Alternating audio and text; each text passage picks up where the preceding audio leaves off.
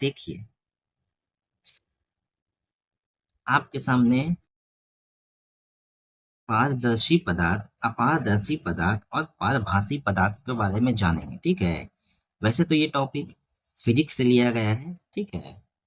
तो देखते हैं क्या होता है। वैसे इसका केमिस्ट्री में भी यूज है। तो पारदर्शी पदार्थ क्या होता है वो जान लेते हैं। देखिए आपका यहाँ नाम से ही मतलब निकल जा रहा है, पार, ठीक है। मतलब कोई भी प्रकाश जो है ना, आर पार हो जाता हो। क्या हो जाता हो? आर पार हो जाता हो। यहाँ पर लिखा हुआ है पार। और पदार्थ का मतलब क्या होता है? दुनिया का हर एक चीज पदार्थ होता है। पेन पदार्थ है, कॉपी पदार्थ है, हम लोग पदार्थ हैं, ईटा पदार्थ, कोयला पदार्थ, यानी हर एक चीज जहां भी दिख रहा है पदार्थ है, ठीक है। तो यहाँ पर देखिए लिखा हुआ है पार। पार के माने प्रकाश पार हो जाता है, ठीक है। वैसा पदार्थ लिख देते हैं, वैसा पदार्थ जिनसे से होकर प्रकाश आसानी से पार कर जाता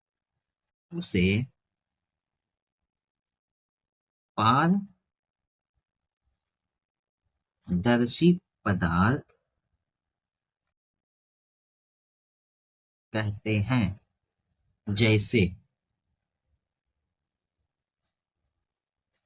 ठीक है, वैसा पदार्थ जिनसे होकर प्रकाश आसानी से पार कर जाता है उसे पारदर्शी पदार्थ कहते हैं, ठीक है।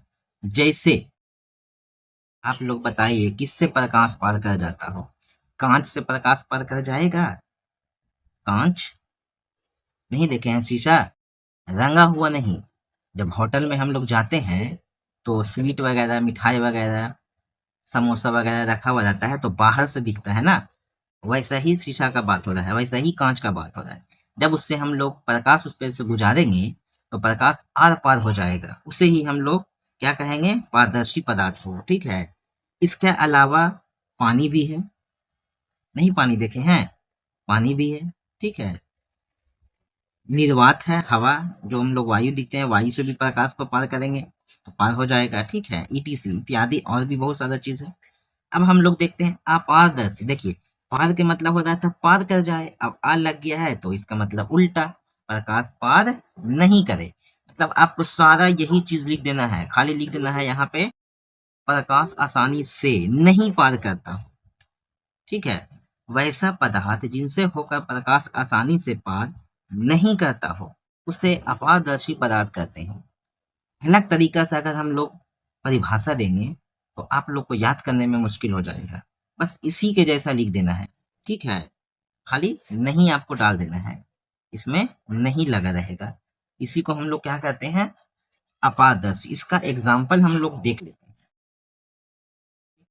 एग्जाम्पल में क्या हो जाएगा? लकड़ी, पेन, इसको कलम कहेंगे, ईटीसी, ठीक है।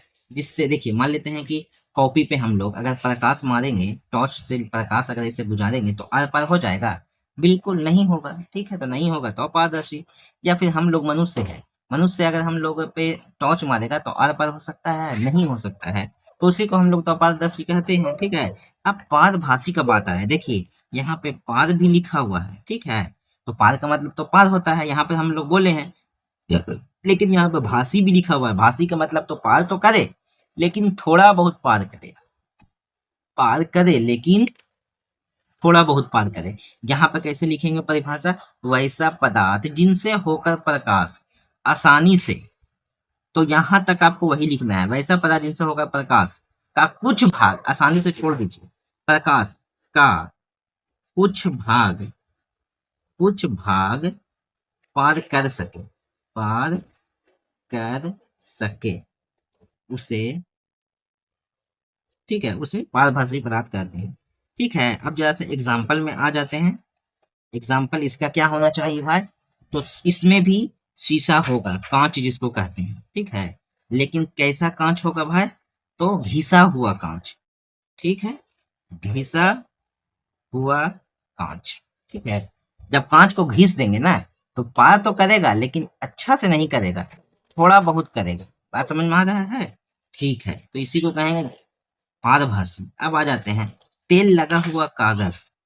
तेल लगा हुआ